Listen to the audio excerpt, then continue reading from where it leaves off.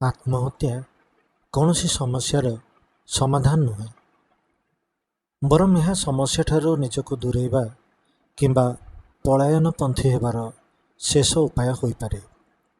सांप्रतिक समय रे समाज रे लोकमानंक मध्यरे आत्महत्या प्रवणता वृद्धि पाइछि कहिले अत्युक्ति हेब नाही। जे कौनसी समस्या को दृढ़तार सह मुकाबिला करने अपेक्षा निजको पीड़ित बोली दर्शाइबा पई आत्महत्या भली पदक्षेप नेबाकू अनेके पछाउ नाहांती। जो मैंने आत्महत्या करछंती सेमाने आम पई दृष्टांत हेबा उचित नुहे, कारण सेमाने दुर्बल थिले। समस्या को दृढ़तार सह सम्मुखीन हेबार धैर्य सेमानंकर नथिला, किंबा सेमाने पथ बदलाई नुआ किछि करिबार साहस भी रखु नथिले। तेणु सेमाने आदौ सम्मानर योग्य नुहंती।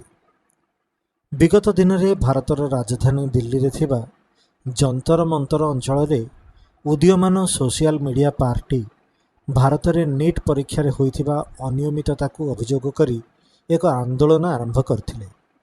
एहाकू युववर्ग समर्थन भी देइथिले। एही आंदोलन रे सेमाने नीट परीक्षा रे घोटाला होइथिबा हेतु 21 जन छात्र छात्री आत्महत्या करछंती बोली आरोप लगाई सरकार को घेरिबा को उद्यम करथिले।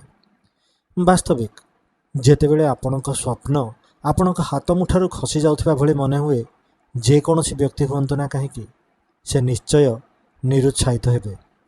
हेले नीट परीक्षा रे प्रश्नपत्र प्रघट भारत में प्रथम थर होई नाही। विगत अनेक वर्षरू आमे गणमाध्यम रे एही बाबद रे खबर मान सुनिबाकू पाउछु। चलित वर्ष बरम सरकारक तत्परता एवं त्वरित कार्यान्वयन देखिबाकू मिलिला। तुरंत प्रभाव रे परीक्षा को रद्द करा जाई पुनः परीक्षा पई कुहा जाइथिला। अनेक छात्र जो माने प्रथम परीक्षा रे अपेक्षाकृत अधिक अंक पाइबे बोली आशा करुथिले सेमाने हतोत्साहित हेले मध्य। आमे मध्य एहार भुक्तभोगी। किंतु जदि द्वितीय थर परीक्षा न होइथांता ताहेले अनेक छात्र बिना कौनसी द्विधारे बा परिश्रम रे डाक्तर होई पारथांते एवं अन्य छात्र छात्री माने एहा द्वारा मानसिक उद्वेगर शिकार होइथांते। प्रतिवर्ष भारत में अनेक परीक्षा रद्द हेबार उदाहरण देखा मिले।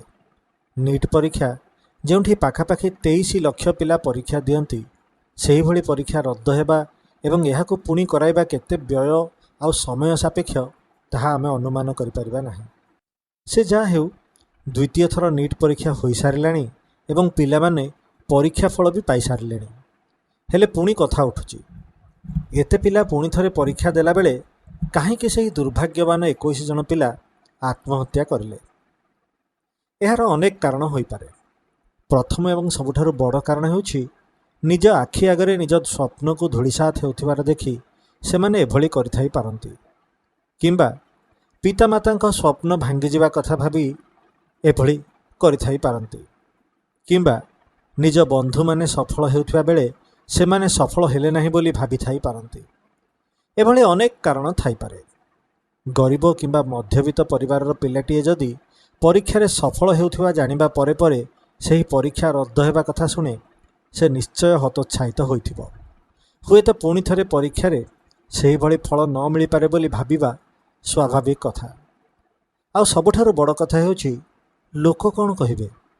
उपरोक्त जेकोसी कारण हेउना काहेकि सबठारु बड़ कथा हेउछि भारत में डाक्तरी शिक्षा प्रति लोकंकर स्नेह और आदर। प्रत्येक वर्गर परिवार चाहती जे तांको परिवार कहीं ना कहीं जड़े डाक्तर हेउ। समाज रे डाक्तर को मिलुथिबा सम्मान एहार मुख्य कारण।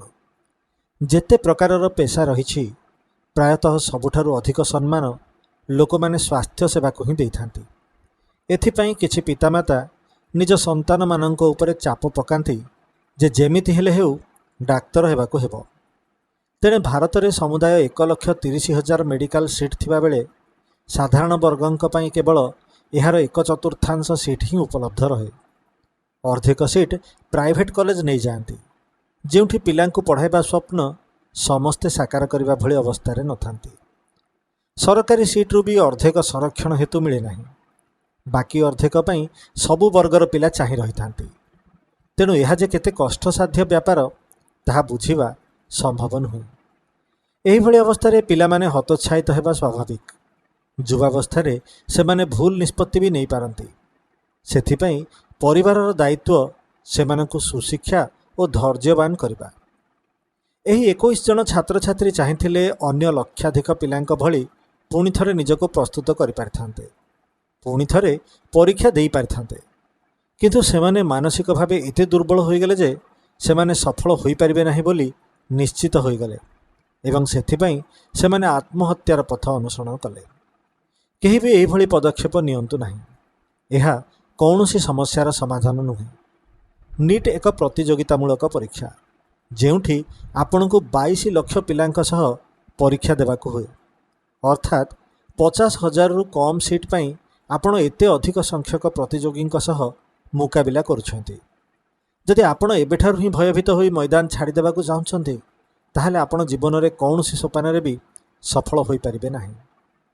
ଯେଉଁମାନେ ଆତ୍ମହତ୍ୟା କରିଛନ୍ତି ସେମାନଙ୍କର କାରଣ ଖୋଜାଯାଉ, ସେମାନଙ୍କ ପରିବାରକୁ ତଦନ୍ତରେ ସହଯୋଗ କରିବା ପାଇଁ କୁହାଯାଉ ଏବଂ କାରଣର ନିଷ୍କର୍ଷ ବାହାର କରାଯାଉ।